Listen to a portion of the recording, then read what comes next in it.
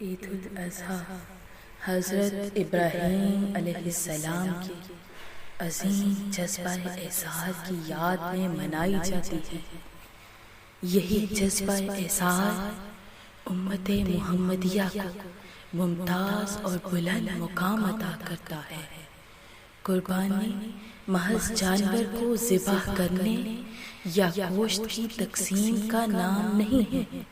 قربانی کا فلسفہ یہ ہے کہ اہل ایمان اللہ کے راستے میں جان، مال، اولاد، عزت و آبرو، راحت و آرام قربان کرنے کے لیے ہمہ وقت تیار رہے۔ قربانی کا مقصد مسلمانوں میں اظہار و قربانی کا جذبہ پیدا کرنا ہے۔ کچھ ایسے اعمال بھی ہوتے ہیں جن سے اللہ کا خاص قرب نصیب ہوتا ہے۔ قربانی بھی ان عظمت والے اعمال میں سے ایک ہے۔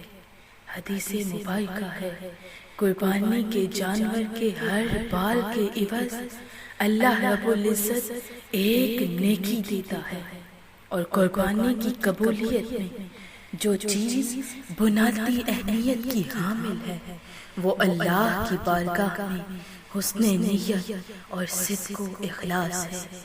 قربانی کا مقصد تقویٰ اور پرہیزگاری ہے۔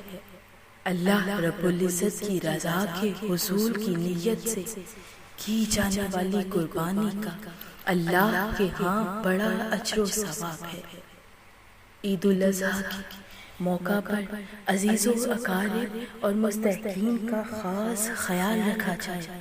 یہی عمل اسلامی عبادات کی اصل روح اور اللہ کی خوشنودی کے حصول کا سب سے بڑا ذریعہ ہے۔